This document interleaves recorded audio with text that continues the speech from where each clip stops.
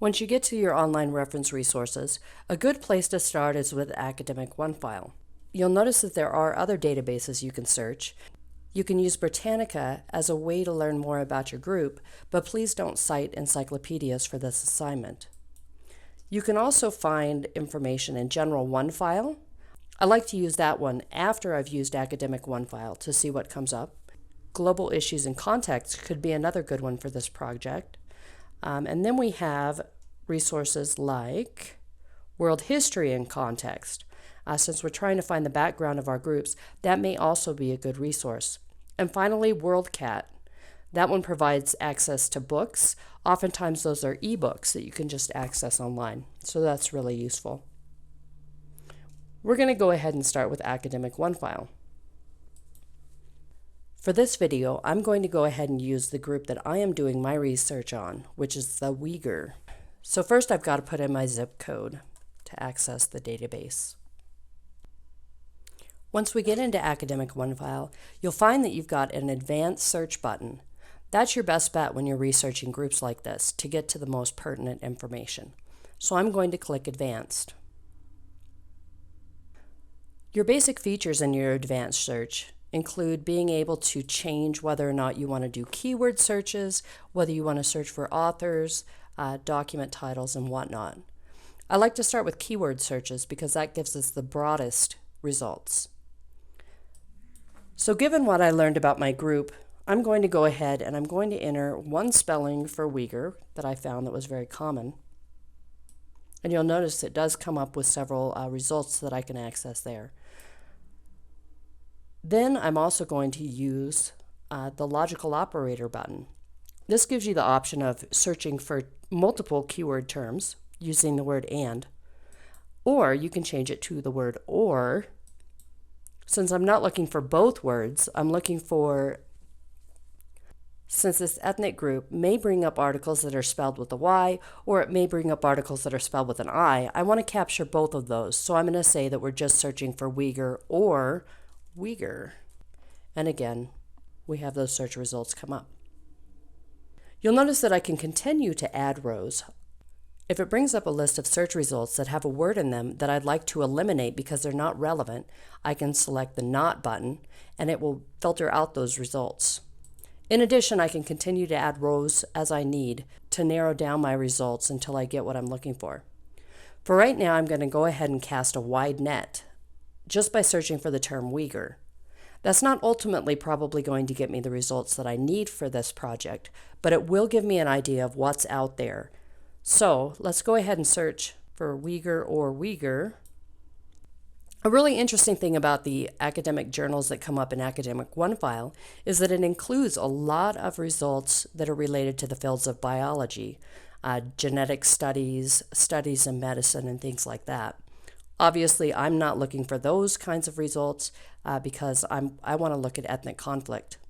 So the first thing I'm going to do just to narrow down the results, I'm only wanting to find full text articles, and I want peer-reviewed journals because I want the most credible information that I can find. Again, I still do get those genetic results, but you'll notice that a report came up on restructuring the Chinese IPR regime from ethnic group prospect. That could be an interesting article for my paper. And very easily I can just look and it shows me the first couple sentences of the abstract to give me an idea of whether I want to dig into that or not. We can scroll down and see if there's anything else now. But I would like to go ahead and see if I can't limit these results a little bit more. And to do that, I've got options like subjects, document type, and publication title. I'm going to go ahead and start with subjects to see what comes up. And you'll notice there, single nucleotide polymorphisms. That's obviously not a subject that I want to bring up, nor gene mutation. Now, I did find that the Han Chinese are one of the groups that are in conflict with this group, and so that could be really useful to me. So I'm going to go ahead and bring that up. Here's an interesting one, Chinese minority income disparity in Urumqi, an analysis of Han Uyghur labor market outcomes in the formal and informal economies. If I'm still looking to narrow my subject, I could go through and look at these documents. And in fact, that's what I did when I was trying to figure out what I wanted to research.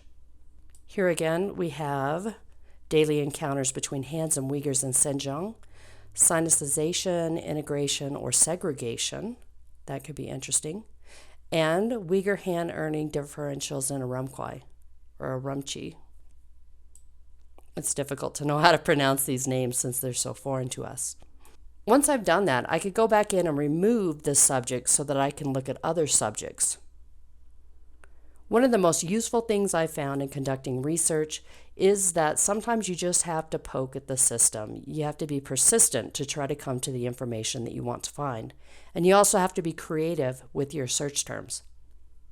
I'm going to spend a little bit of time just kind of looking through to see if there's anything that I think may relate to my group before I go in and search by limiting the search terms. Again, we have the two of those same articles come up. So let's remove that subject. And then again, I may just want to limit it by Uyghurs. We'll see what comes up there. Knowledge and attitude of Uyghur women. But again, that has to do with something biological. Here's one that interests me. The language choices and script debates. I'm really interested in language personally, so that might be something that I want to look into as I go forward. Again, Uyghur language model with graphic structure. That could be interesting. Counterterrorism in Xinjiang, the ETM, China, and the Uyghurs. So I'm coming up with some interesting results that might be something I want to look into for my ethnic conflict. At this point, the one about language interests me the most because it's a subject that I've done a fair amount of research in, and I'm constantly interested in how language figures into ethnic conflicts. So now I'm going to take off the subject Uyghurs and show you publication title. This one requires a little bit more knowledge of the types of journals that you're looking for. You guys are just learning to get into these databases. So one tip that I would have, looking for journals that have to do with the region, the Journal of the American Oriental Society, for example, could be an interesting place to look. Spoken Uyghur, again, we have language coming up. I can take that limiter off. The International Journal on World Peace. That could be a really interesting one. One of the great things about the journal search is that I can avoid results that have to do with medicine, because so often the words biology or medicine or something to that effect are in the titles of those journals. Corruption and instability in Xinjiang. That's where the Uyghur live, so that could be interesting. And again, we have that same article come up that we saw before.